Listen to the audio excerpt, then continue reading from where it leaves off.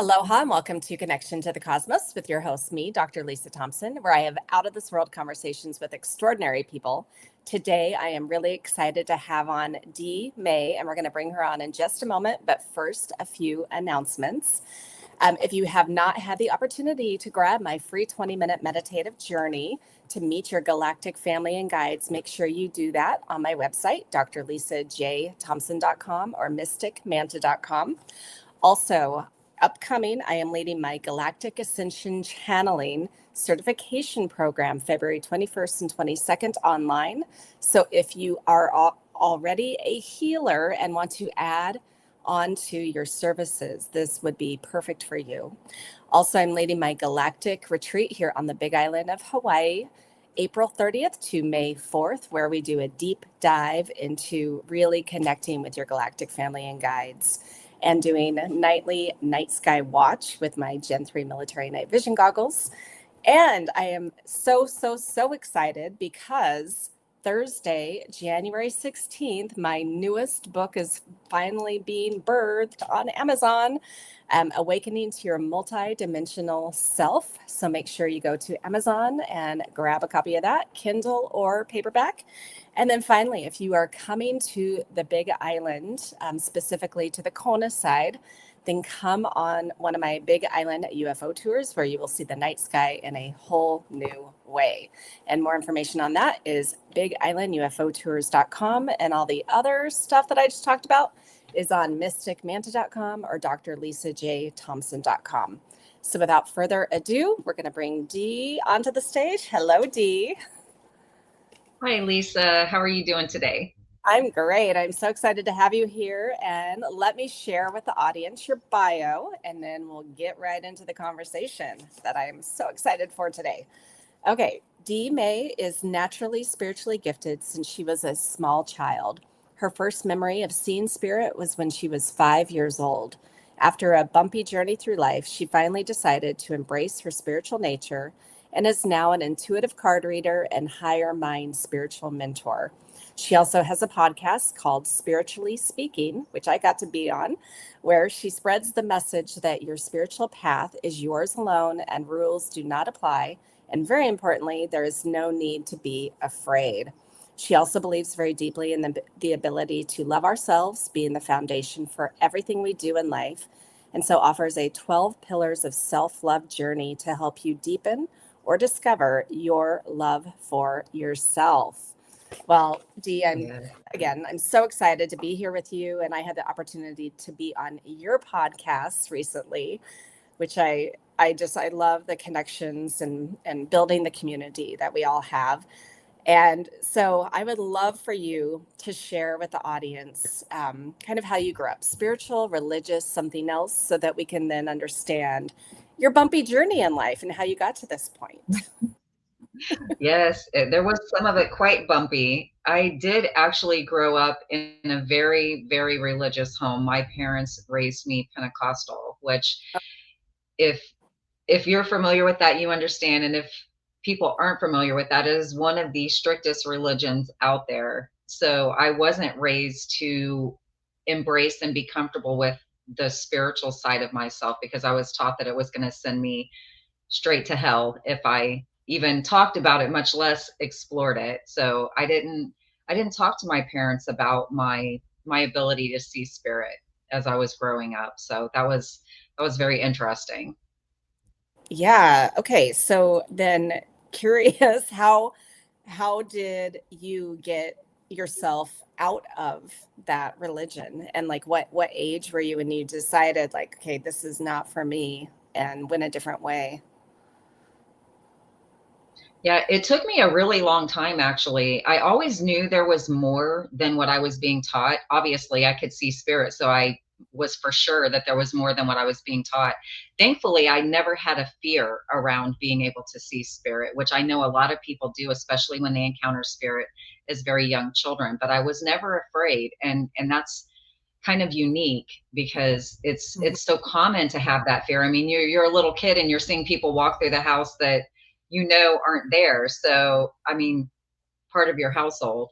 So it was very different. And it took me a long time. I mean, I got out of church, so to speak, when I was around 18 or so, but I never really explored anything or really embraced my spiritual self until I got divorced and moved from I'm a Florida girl, but when I got married, I moved to Indiana with him because that's where he was from. And I moved after my divorce to North Carolina, to the Asheville area, which is very spiritual. I don't know if you've ever been there, but there's a lot of spiritual stuff happening in that area. So I was able to really begin my exploration, which was terrifying to me in the beginning because I really thought I'm just going to burst into a ball of fiery brimstone any second. Like I'm going to die any second and just burn for the rest of my life, eternity. And it was amazing to me that it never happened. Like, you know what I Mm, mean? No matter what I did, no matter what I explored, the things I delved into, the things I talked about, I never had any negative ramifications that I was taught that I was going to have. So that was really eye opening for me. And I actually had my first intuitive reading with a man named Stephen Harefield when I was in North Carolina. And he told me in that reading that your life is going to be very bumpy until you get on the path that you're supposed to be on, like firmly on that path. And, he told me I'm going to be doing the same thing that he was doing, which was readings for people. And I was going to be, in the herbal stuff, which I don't do herbal stuff like a lot of the traditional herbalists do, but I am very much into the essential oils. So to mm, me, it's kind of the same thing. It's just a different way of packaging it. And I was like, man, you're crazy. There's no way I'm ever doing that. Like that doesn't even make sense to me.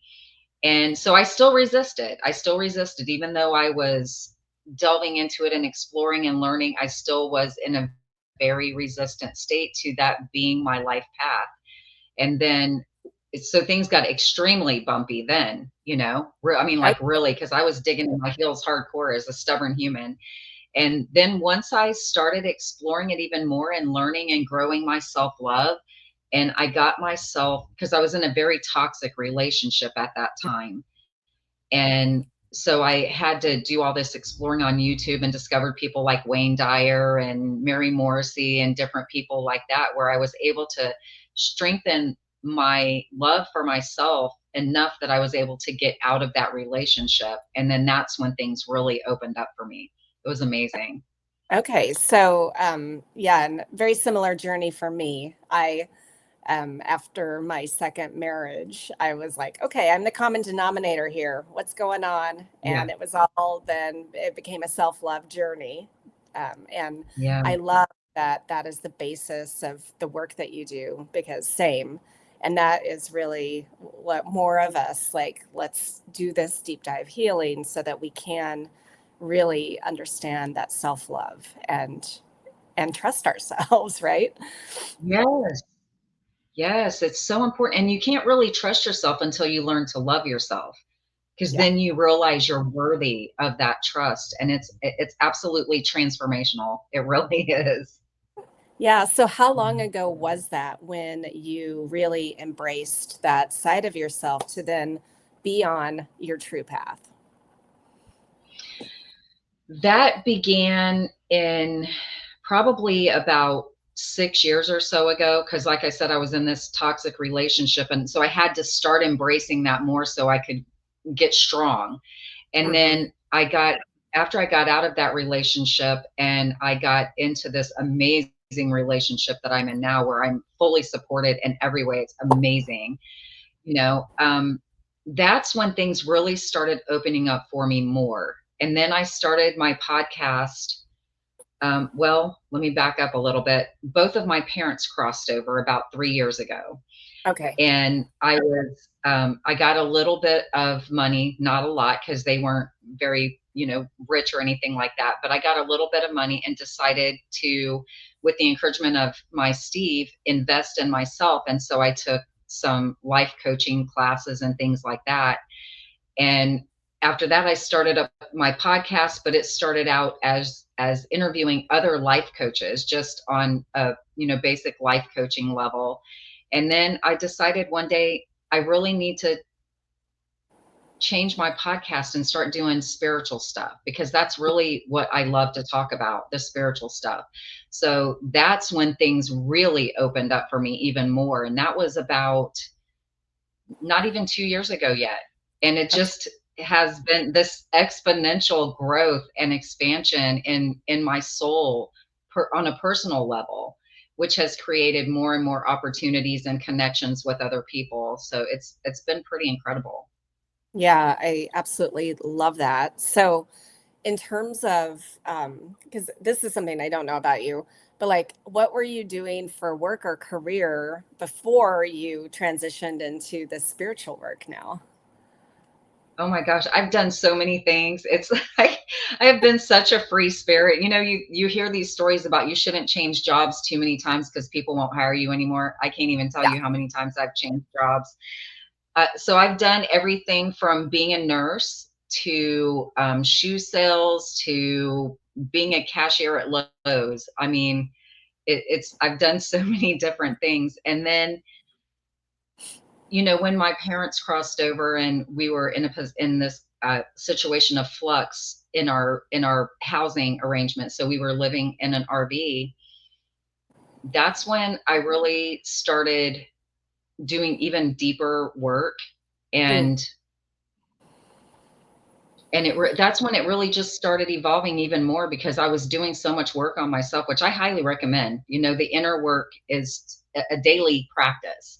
It's It not is. something you can do just even once a week. You need to check in with yourself every day, and you're learning and growing all the time if you open yourself up to it.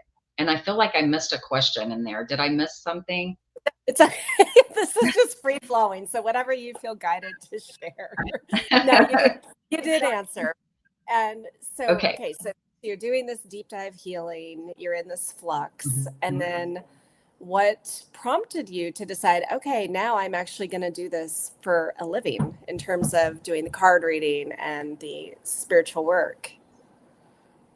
Well, when I first started getting into the life coaching thing, I didn't even think about doing card readings and stuff like that. And as a matter of fact, it had been a while before I had even picked up and first, when I first got started, I only had a fairy oracle deck, which I had picked up when I was in North Carolina living there, and had put away, not because I wasn't comfortable with it, because I got frustrated with the cards, because I thought they're telling me only what I want to hear. They're not telling me what I need to hear. And I could feel that in my soul, that it was just like this pacification readings, like just, so superficial, and Okay. I was like, this is stupid. Why am I even doing this? I'm not learning anything from it. So I put my cards away, and not realizing it wasn't my cards that were the issue. It was me, because our cards aren't, I always say, I'm not doing the reading. It's spirit you talking through me to give Right. you the reading. So if you're not connected to spirit when you're doing your own readings, then you're getting fluff. You're not getting the, because you can't, because you're not connected. Hmm. And then I decided, well, maybe I'd like to have a tarot deck. I've never had a tarot deck before. So let me check that out. Still not intending to do readings for other people, just basically doing them for myself. And I got this tarot deck, and I didn't really know anything about tarot. I've never had any formal training. So if you get a reading from me, it's completely intuitive, which I love. I really Yeah. do. And so I got this deck, and I read, the front of the book that gives you some little guidelines, and it even says in the book, even if you have traditional training, trust your intuition to deliver these messages. Don't get boxed into just this card means that, and that's the only thing it can mean. Right. And so then I got another deck that's an earth magic deck, which is another oracle deck, and I just have such a connection with these cards. It's amazing. Like, I can even, when I'm doing readings, I can even feel when the deck is done giving me more cards. It tightens up in my hands. I can feel it. It's incredible. And so then I thought, well, if I'm now getting these amazing readings for myself that are so accurate, and it's so funny because I had somebody say to me one time that oracle cards only give you like these really gentle, positive messages, let me tell you that my ass has been kicked more by my oracle decks on some days than my tarot cards have ever given me those kind of messages. So I thought, if I'm doing this for myself, how would it be if I started doing them for other people? So I, did some as practices for free for people for a while so that I could get the feel of it. And man, I love it. And I am able to give the most amazing messages, not me. I'm just the Yeah. conduit, and I Right. always make it because I'll tell people, don't ask me what I said to you later because chances are I'm not going to remember any of it, because it's not my message, it's their message. And the words are just coming through me to them to give them what they need to know in the moment that they're given the message. So it's pretty incredible. I did a reading for a friend of ours the other night, and he just dropped his head and goes, wow, because it was such a powerful reading. And that's why I love doing it, because and I can do just straight intuitive readings where I talk to somebody and just tell them, but I love using the cards, not because I have to use the cards, because the visual of the cards helps people understand it even deeper because they have something to Yeah. look at. And, we're very visual, most of us. Yes. No, I completely agree. And as someone who creates oracle decks, because I just created my 10th one, I totally love that. Yes, oracle cards are not always just fluffy positive messages. I definitely, they can be interpreted in other ways too. Like, okay, this is coming up because this is not something you are doing. Maybe Right. you could do. Yeah. Yeah, which I love because that's that constructive criticism, right? It's not telling you you're a horrible person because you're not doing it. It's just saying your life is going to be so much better and so much more fun if you just try this little trick right here, Yeah, exactly. Exactly. Well, so when you're doing your readings, well, okay, I want to back up. So when you're 5 years old and you're seeing spirit, so what is your definition of spirit? Were you seeing past like humans? Were you seeing other kinds of entities? Like what were you actually seeing? And then what is that experience now for you? Yeah, so the first spirit that I remember seeing as a small child, it is a was a lady, and of course when you're like 5 everybody seems older, but she was kind of this matronly lady, and she had a long dress on, like by long I mean like mid calf length, maybe a little bit longer, and she had one of those apron things on that came down almost as long as the dress, and she had this scarf over her head that was tied underneath her neck. And Hmm. as she was walking through the room, she turned and looked at me. And I was just looking at her thinking, why are you in our house? But, it didn't scare me or anything. And then she just moved on through the room. And as I got older, I started seeing, in my definition, to go back to that just for a quick second, Yeah. is because of my experience, because I know I'm unique in this way, some of the spirits that I have seen are past. And I know that because they feel different. Some I believe are from future, and I've actually even experienced people who are still living. Hmm. I've felt I and interacted with their spirits, and I know they're still living. Specifically, I had a friend and spiritual mentor when I was in North Carolina. His name was Dave. He's crossed over now, but at the time that this happened, he wasn't. He was still earthbound. And I was out in my backyard and I felt this presence, and I looked up and there was this wolf standing there. And it had, the way I knew it was him was because not just the way it felt, but he had the hugest head. This wolf had the biggest freaking head. And my friend had a huge head. Like he was a very large man and he had a ginormous head. So I was like, oh my God, that's Dave. That's crazy. Why is he coming to me as a wolf? And it was because he felt the relationship that we had was so strong, and he felt the need to protect me. And what I Mm. didn't know was the relationship. What I didn't know at that time was the relationship that I was in was with a person who is not a good person at all. So that's why he showed up, was he was just watching out for me to make sure I was okay. Okay. So, Well, one thing I just want to pause there and then we'll continue because I absolutely love that you brought that up of like it could be past or future or even they're still living because we are multidimensional, right? We exist in all these Yeah. different realms. And so, and what's so interesting is that probably 8 months ago, one of my friends, apparently I visited them. They knew it was me because I have a particular, scent that they could smell in the room and it was even just for maybe like 30 seconds, but and I wasn't consciously traveling there, but I was there. So yeah. That's so cool. I love that. Yeah, so now And in terms of what you experience nowadays, like when you're doing your readings for people, do spirits come through that you're seeing or hearing? Like what kind of clairs are enhanced for you and what are you experiencing? yeah, like, so I have all the clairs. I experience spirit in every kind of way that it can possibly be experienced. So I don't typically sit down and do mediumship readings. I do, and there's a reason for that, but I will experience spirits sometimes when I'm talking to people and doing intuitive readings.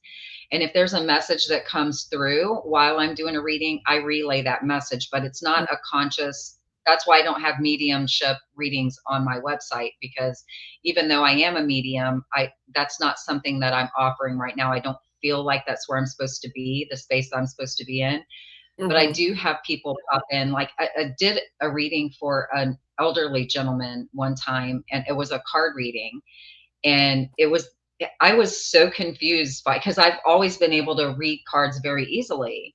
And so I'm flipping the cards for him and I'm talking to him and I'm like, what is happening? I don't feel like the information that is coming in is matching. And I could see the look on his face was like, man, this girl's totally full of crap. She doesn't know what she's talking about. And then all of a sudden, his mom popped up over his left shoulder. And I'm Okay. like, does does your mom, because he was elderly, so I knew that his mom was already crossed over anyway, Right. just by age, so I said, did your mom have brown hair? And he was like, yeah. And I was like, well, your mother's here, Mm. and he's like, well, she crossed over, and he told me how many years ago. I mean, it had been decades. And I was like, well, it doesn't matter how long ago they crossed over, they can still come in anytime. And as soon as we had that conversation, everything in the card reading made sense. It was like she just had to come in, and I don't know, the whole energy changed when she popped in. And then I gave him this reading, and I could tell on his face that everything after that was just right on point, and it was incredible. She didn't have a message for him. She just showed up. I think that was the big message, just for him to know that she's still there, even if she did cross over decades ago. Yeah, well, and I think that that is something that I actually I love that message because so my mom, she passed away in February of this past year, well, 2024, since we're now into 2025 when this airs. And then my husband passed away in 2023, um, and my husband's mother, who had passed away when he was 23, like she has come through so many times. And yeah, the energy never dies. It's just the physical Yeah, body. Yeah. right. Yeah, it's amazing. I love it. Like, it's so cool to me. I am always saying I love spirit because the way things happen. And I have some funny stories about spirit too. Like, they've actually startled me a few times, and I'm not afraid. But to me, being startled and being afraid are two different things, right? Yeah, So, exactly.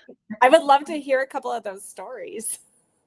yeah, one time, so when I was in North Carolina, and I was with my ex there, his grandfather passed away.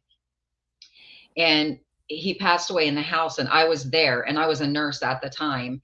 And so I had CPR training, and I gave him CPR. He's the first and only person that I've ever done CPR on, and I was really glad some of my coworkers had educated me on what to expect during having to do that, because it's very interesting. I won't get into that now, but so he went ahead and crossed over. My efforts were not successful because it was his time to go. It wasn't anything I did wrong, because it's just when it's your time, it's your time.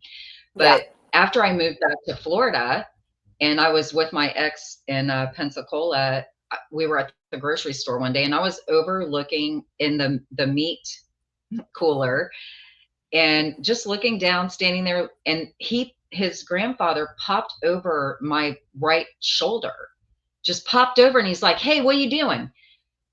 And it startled me and I jumped back, like, and I'm sure that people thought I was crazy because nothing happened. No one was there for them to see, right? So I jumped back and I was like, "Oh my God." And I turned around and he's standing in the middle of the aisle just laughing his butt off at me because he scared me. He just thought that was so freaking funny. Because I'll see people like they're actually human beings standing, like live living human beings that are standing right next to me sometimes. And that's the way he came, just popped over and stuck his head right in my face. Wow. Okay. Well, so then because you knew him, then you knew, okay, he's passed. But how do you know if they're still in physical form or it is just spirit, if they're so physical sometimes to you? I think I don't always, and I don't know that it's really that important. If it's usually when it's somebody that's still living, it's a message specifically for me, or just a reassurance that's specifically for me.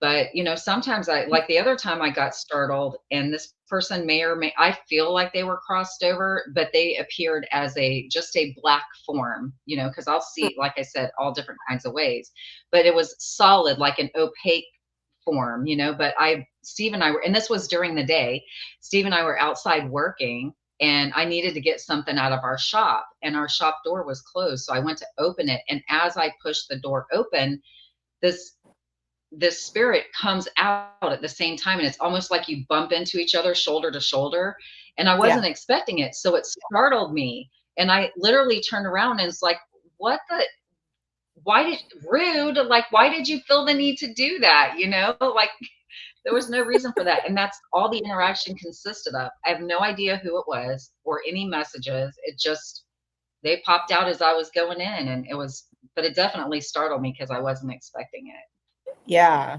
Well, so, okay, because, I'm into all things like galactic and all of that. I'm just curious, have you experienced seeing beings that are not of this earth, not human?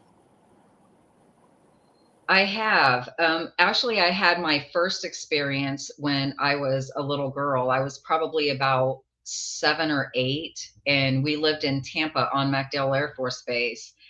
And I've recently come to know and understand that a lot of things happen on MacDill Air Force Base. But of course, I was a child at that time. It wouldn't have even occurred to me. And I don't even remember telling anybody this story till much, much later in my life.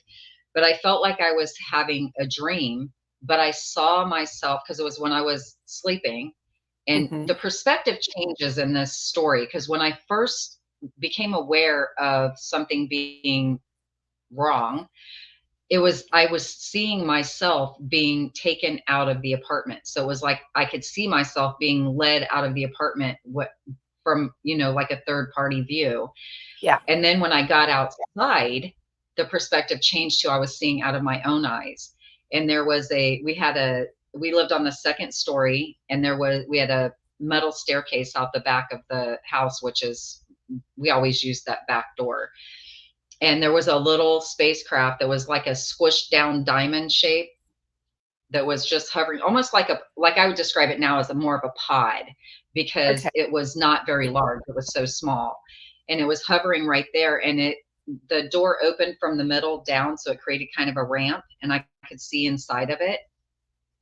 And then the next thing I know, I am inside of it and I'm on a table and these beings are above me. And until I had a regression, I couldn't have told you who they were or what they look like. But um, at that point, I'm looking up and they're doing things to me. And I don't ever remember being afraid. I remember being curious as to what they were doing and who they were, but I don't remember being afraid. Yeah. And then they did something to my left leg. between my on the inside of my leg, between about halfway between my knee and my ankle. And it whatever they did there really, really hurt. So I remember when I being back in bed and my legs still hurting and thinking to myself, I'm going to look at my leg in the morning when I wake up to see if there's a mark on my leg, because I just knew there was going to be because it hurt so bad. Yeah. But when I woke up in the morning and I looked at my leg, I didn't see anything. So then I had a regression with a girl that does QHHT. And that was one of my questions that I had asked was, who were they? Hmm. And it ended up being small grays. And so what did they do to my leg? And I was told they took tissue out and also put something in my leg so that they could keep track of me, because they wanted to see what kind of effect I have on humanity. And I thought, wow, that's pretty wild. Okay. Well, yeah, I love that because a lot of people are afraid of implants and like, oh my God, yes, maybe they're tracking me or whatever. And in my experience and understanding, there isn't anything to be afraid of that. Now I know I have colleagues that would disagree with me, but that's okay. But I know that I have had similar things where they're tracking, it's an energy thing, it's a physiological thing. And Yeah. yeah. Did you get other information from that session about like what that experience was about? And if I'm sure it's never just one time when things like that happen to us, right? I didn't get any information about any having any other encounters like that when I was young or anything like that. And I was also told that the reason they were interested in me was because I was glowing gold. And I Mm, thought, what does that even mean that I was glowing gold? And that's why, because why did they pick me? I guess and that was one of the things that came through. But I have had other experiences where I've actually seen beings in a meditation, well, not a meditation, a Reiki session that I had. And what was interesting about this is that the girl who did my Reiki session, before, I mean, when we talked afterwards, I told her that I was on this spacecraft and there was this beautiful lady there. I'll tell you about her in a second. But mhm. she saw a spacecraft coming in. That's what she saw when she was doing it as the practitioner. She saw a spacecraft coming in. And then when I was having the Reiki session experience, I was actually on the spacecraft, which I thought was pretty incredible. But I was laying on a table in there, and I don't know what specific um, star system she came from. I don't like using the term species, it just Yeah. sounds so clinical to me. But I don't know what star system she came from. What I do know is that her whole body was gold. Her skin was gold, like not like shiny chromy gold, but like a lame kind of gold, Okay. and even her clothes were the same color, and she didn't have hair, and she was very, to me, she was very beautiful. Hmm. And she had walked away from me and had her back to me, but then she turned and she just kept looking at me with this kind of smile on her face, and she just kept staring at me. And then the next time um, I was aware of her, she came and she stood above my head and she kissed me on my forehead and she said, "You're one of us again." And I was like, "Oh, I wonder what that means." And then later she came and she leaned over me again and she kissed me on the mouth and she said, "I love you, my daughter." Oh, okay. That's Yeah, beautiful. Yeah. yeah, Well, and you had emailed me that you had done my meditative journey and connected with her again, right? yes, So, yes. And it was really interesting because I didn't have a name before. And I think, like, because it's so uncommon, but the name she gave me was Shihuru. well, Shihuru, I know that, yeah. And so they don't always need to be named, but sometimes it is nice to have a name to go with these entities. Yeah. Well, I love that. So, are there any other experiences that you've had with any non Earth beings that come to mind that you want to share with the audience? Or even with elementals like fairies or dragons or anything like that. I have seen fairies. Both of the times I saw fairies, one came as a pink orb that was like about the size of a cantaloupe, and it was really, really beautiful. That was when I was in North Carolina as well. I think I just said that. Um, and that was just amazing, and I knew that it was a fairy the minute I saw it, you know. And then another time I was at the lake, and I was not as advanced in my spiritual journey as I am now, so it freaked me out when I saw it a little bit. I was like, what is that? What am I seeing? What am I seeing? But it was like a little, probably about this big, wings and but legs and arms. But it wasn't like, you know, a lot of us, we have these preconceived notions of what a fairy is supposed to look like because we watch, you know, Peter Pan, and we think it's going to be a Right. Tinkerbell type of situation, or we see these beautiful, colorful paintings and stuff.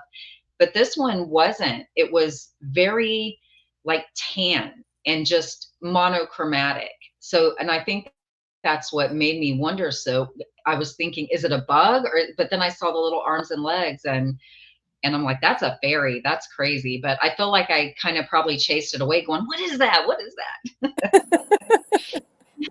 Now I'm like, come back. I'm ready for you now, you know? I love that. So, for you, what has been the most profound, I guess, realization in this work that you're doing now? There are no limitations. There Mm. are no limitations. I mean, everything is as open to us as we are to it. And, you know, I think it was one of my favorite scientists. It might have been Bruce Lipton or Greg Braden. I can't remember which one. It may have even been Dr. Joe Dispenza, but one of them said that the more you look at something, the more it expands. Like the universe doesn't have an edge. It just, the more you look, the more it expands. So that's how we are. We are such expansive beings, and there's Mm. so much more to this life than what we allow ourselves to believe. I mean, even when you're so spiritual, when you've done so much work, there's still so much more. You know, there's Yeah. no edge. It's so expensive. Yeah, I love that. Well, so I would love for you to share the kinds of services you offer. Like, how do you like to work with people? Oh, I love it. I love it so much. So like, um, I love to work with people that are ready to do the work, that are ready to get into it and really dig in. I love doing the intuitive card readings for people who are just dabbling and they're curious. And oh, I've done some for people who are so afraid when they first sit down. One lady, I said, "Are you afraid?" And she's like, "No." And then I'm like, "Okay." And then she goes, maybe a little, you know? So I love showing people that there's not anything to be afraid of. So I do offer the intuitive card readings. I Mhm. offer 3, 6, 9, 12-month mentorships. I offer the 12 Pillars of Self-Love Journey, which is a 12-week course that I offer. And that's pretty much the core of what I do right there right now. I'm going to start doing New Year readings in January, which will We're in be, January this will now. drop and Yeah, that'll be there. So yes, we're in January now.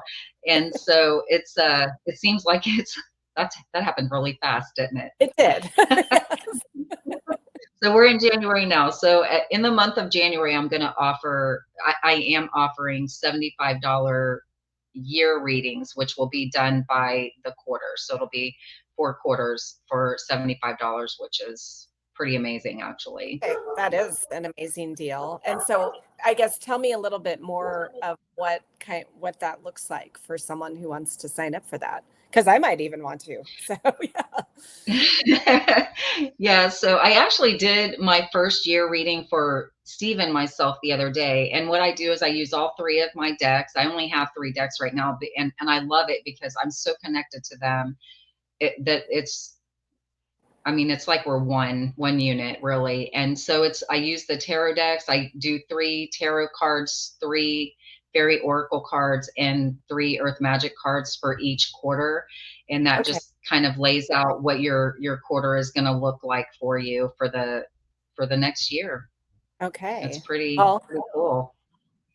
So now that we are into 2025, and it's been a very interesting time in our Earth reality, I'm just curious if you have any intuitive hits of what this year might bring for us. And again, and with So the caveat that all timelines exist simultaneously. So if you're listening to this, yes, this is yes. one potential timeline. Yes, and where focus goes, energy flows. I would love to put that out there because, Yep.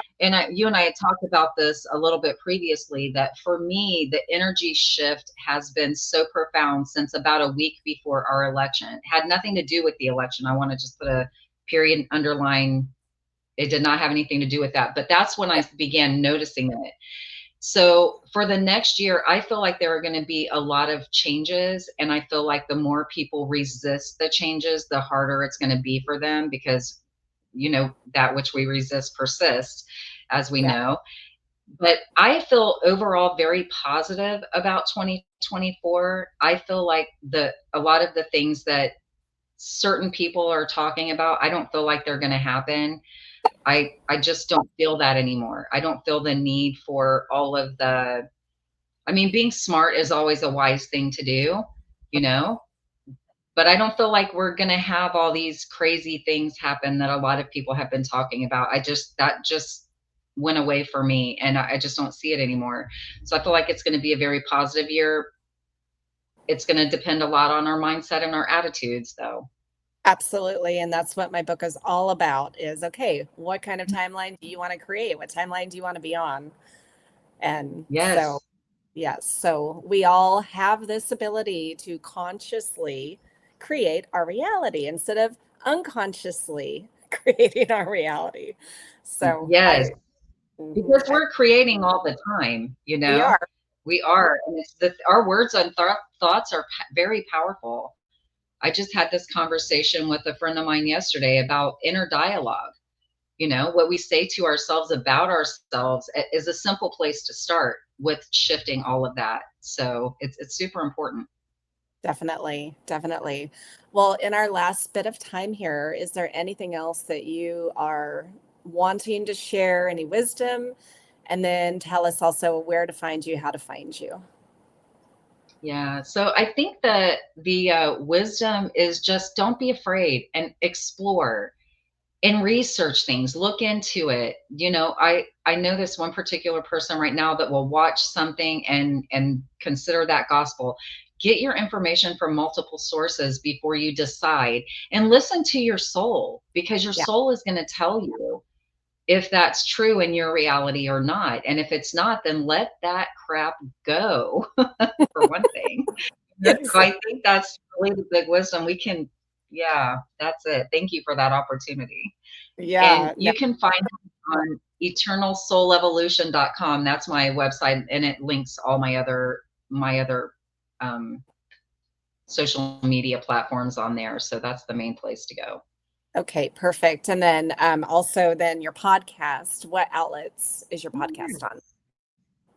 So my podcast is currently only on YouTube. It's called Spiritually Speaking. I am about to expand that. I'm going to be discussing that with a friend of mine who's agreed to help me out with that. So because I'm not super tech savvy, but I'm going to be getting that out to multiple platforms very, very soon, and I will be putting all of that on my social media platforms. Please connect. I would love it. I would love it. Yeah. Yeah, excellent. Well, Dee, it has been truly a pleasure to have you on the show. And I again, I love expanding my community. And so I feel very honored to have you as part of that community now. Well, thank you. I feel the same about you, Lisa, and thank you for having me on your show. I really appreciate you. Yeah. And for those of you listening or watching, thank you for being here with us. I hope you enjoyed it and get a year reading. Do sign up for something with Dee. And let's all support. So thank you for being here, and I'll see you next time on Connection to the Cosmos. Aloha.